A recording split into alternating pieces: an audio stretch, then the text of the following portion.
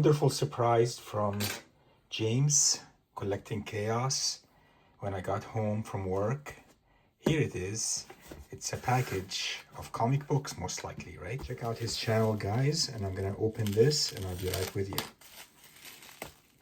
All right, guys, so I took the comics out of their sleeves.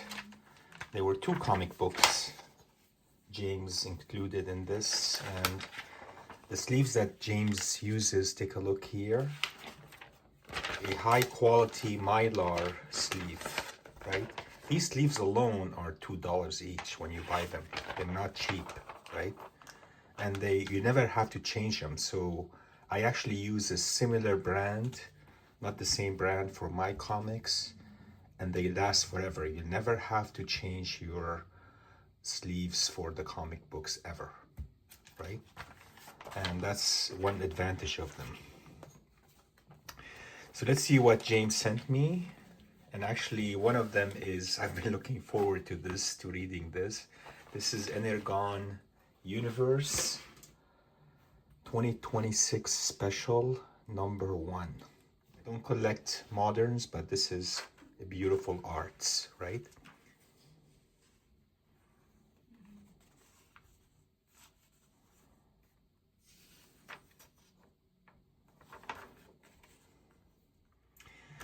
So this was the free comic book day that James had shown on his channel, and I was watching it and I was like, oh my god, this is so good. I need to go to my local comic book store and pick one up. And he said, oh, you know, if you can't find one, let me know, I'll send you this one. I'm like, oh, that's great, thank you, James. So I went to to Harrison's Comics and I asked him if they had a copy of it. They didn't have a copy of it. So I let James know, and next thing you know, he sent it to me, right? And he's a nice guy, right? Kollecting Chaos is his channel. I highly advise you guys to watch his techniques. He does some great work in conservation on comic books. So this is gonna go back in the sleeve. I'm gonna keep it in my collection, not going anywhere. This is a special issue. Thank you so much. Second book James sent me is the illustrated story of the Navy, The World Around Us. It's a classic illustrated issue. It's a bound book, and it is in semi-good condition. I would call this copy probably good. In general, like maybe a 2.0, a 1.0, or a 2.0. It has a split on the bottom spine. This can actually be fixed with nanocellulose, right? And there's a tape pull here. This was 25 cents back in the day. You wonder how many people paid for it, 25 cents. They thought it was too expensive. But look at the history that comes with this, right? But look at the subject, right? Navy. World War II, perhaps, right? This is 1959, actually. 1959 is, I was a baby then. And this is The World Around Us, number 10, the Navy. Says, from 2 small warships in 1775, America's Navy has become the world's mightiest fleet. No kidding, right? You know who was in the Navy? My father-in-law was in the Navy, and he served in the Pacific.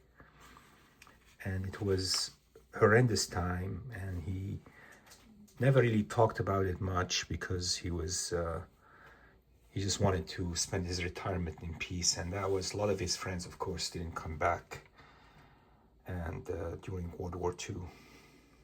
Show you some of my father-in-law's Navy collection, since we're on that subject. This is a letter to John Eric Aberg, my father-in-law, from Harry Truman. Right, I need to put this in a sleeve actually and preserve it. It's right now in just a regular envelope. Look how pretty it is, from the White House, right? And that's after his service.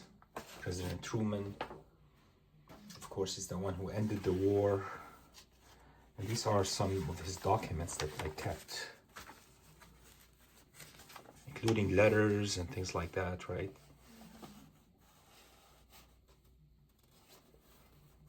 This is a letter from, for example, Naval Air Reserve Training Command, UN Naval Air Station in Glenview, Illinois, December 10th, 1947. Dear shipmate, I'm enclosing a copy of the presidential citation given to our ship.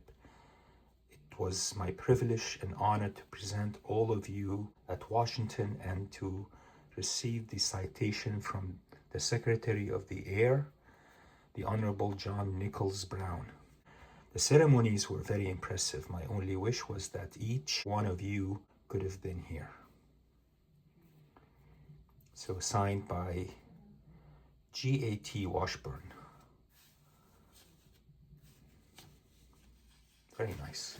1947, historical documents, right? So I have a lot of them here. He had included in his collection.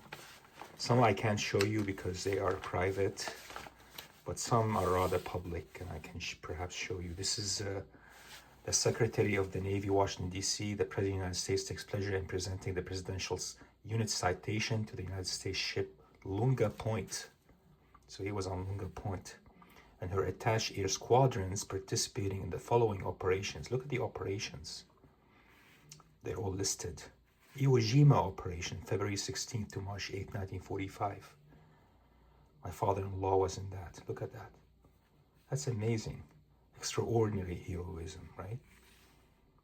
I gotta go through these documents. They're all brand new, still like in crisp, clear paper, along with certificate of recognition and all that, right?